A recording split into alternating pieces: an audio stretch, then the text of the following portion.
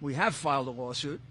The lawsuit actually required that when these mail-in ballots that you know are highly suspicious anyway, this form of balloting has always been considered the most prone to fraud. That's according to the New York Times when it didn't apply to candidate President Trump. Well, we were supposed to be allowed by law to observe the counting of the ballots. Now, observe means, to any intelligent person, being able to look at it.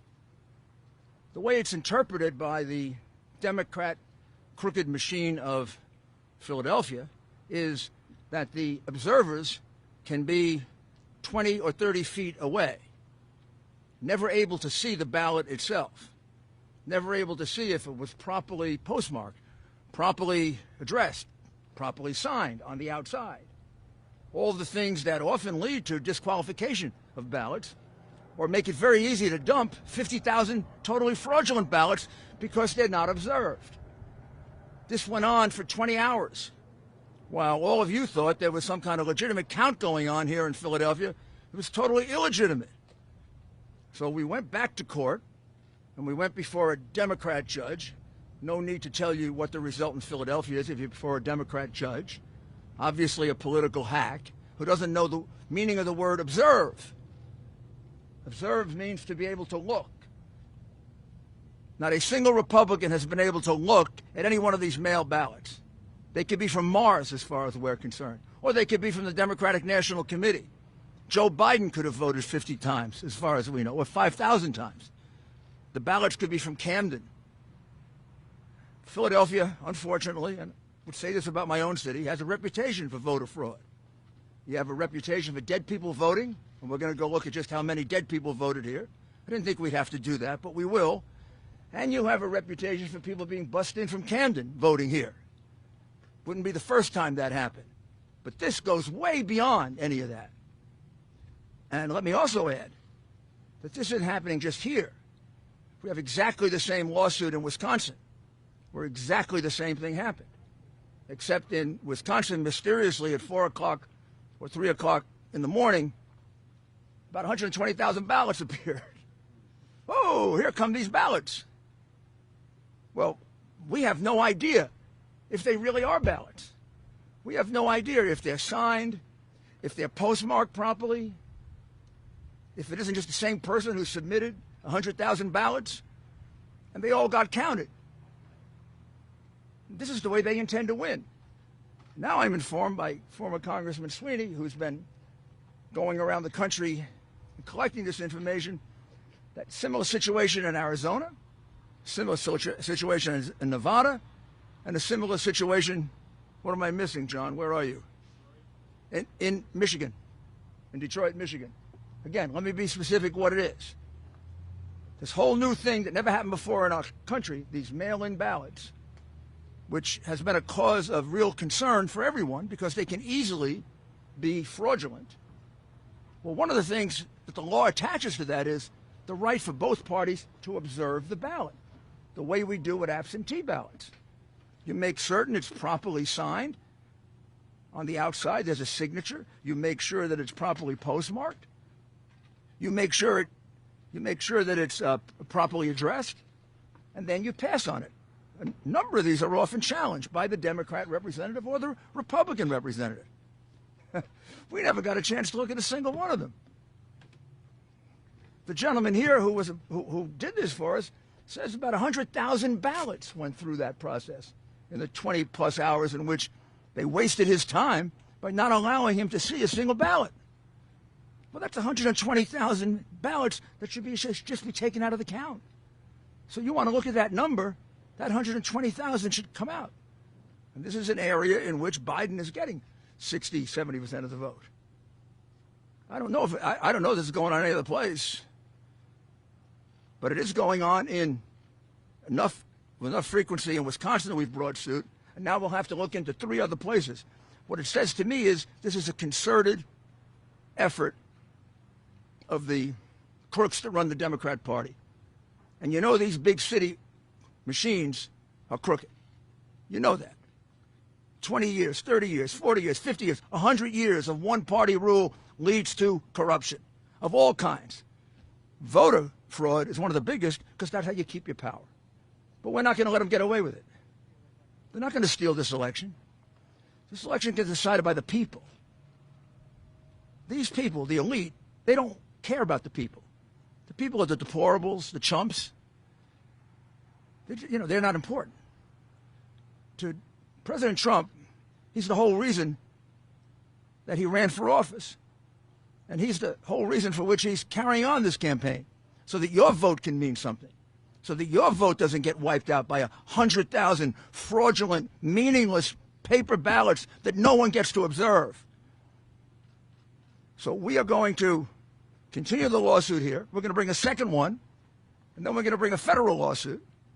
And we're going to take a very good look at whether we bring this nationally. We certainly are going to bring it here and in Wisconsin. Quite possibly, we'll do a national lawsuit and really expose the corruption of the Democrat Party. But this is beyond anything I've ever seen before. This comes when you think you have so much power and you own the media that you can do anything you want. Well, sorry, we're going to fight for the people. We're going to vindicate their right. And the ultimate result is President Trump has won Pennsylvania. I've never heard of a count where you're ahead by 400,000 with 80+% counted, and they haven't called it for you yet. They called California the moment the polls closed. How many votes do you have to be ahead to win, for a Republican to win here? How many votes do we have to be ahead? 400,000 is not enough? With 80+% counted, I think there's only 14% of the vote to go. Do you think we're stupid? You think we're fools? You know something? The Democrats do think you're stupid, and they do think you're fools, and that's why you get called deplorable and chumps. It's over. We're going to stick with this. We're going to win this election. We've actually won it. Just a matter of counting the votes fairly. So I'd like to ask the former Attorney General of Florida, Pam Bondi, to explain what's been going on at the polling places, which is just as dastardly and just as criminal. Thank you, Mayor. Thank you. Good evening, everyone. And as Eric Trump said, we are thrilled to have won Pennsylvania with 87% of the vote in, and we're up almost 400,000 votes. So we're thrilled. And you ask, well, why do we care about the rest of the votes? Because it is about the integrity of this election. And every vote, as Mayor Giuliani said, in every state must be counted fairly. What we have seen, and we have a video of it that we will release to you, they put up, it looks like a police barricade all the way around the perimeter, and they are keeping our poll watchers back approximately 30 feet, at least 30 feet. You can judge for yourselves. They would not let them look any further. There is a gentleman there by the name of Seth Bluestein, who is an assistant to a city commissioner, and he is wearing a badge the size of a baseball. And as far as I know, he's not a sworn law enforcement officer. So it looks like intimidation to me, with a police barricade and a man wearing a huge badge around his neck. He told them they can't come any closer. He said the reason was because of they can't interfere with the process, and then something about COVID. Well, we all know at the polls you have to stay 6 feet apart. Our poll watchers have no problem with staying 6 feet away. Yet they weren't allowed to do this. So we're going to release that video to you because then they also had binoculars. Our poll watchers brought out a pair of binoculars. They were shut down on the binoculars, but then they were told, well, okay, you can use the binoculars. So that's a concession that we are allowed to observe the ballots. Yet clearly when you see how big the room is, you cannot see every ballot. You can only see with the binoculars the ones that are closest to you. So that's a concession by them, and they're still not letting us see this. So we need to fix this. We need to remedy this now because we've won Pennsylvania, and we want every vote to be counted in a fair way. Thank you, and I'd like to introduce Corey Lewandowski.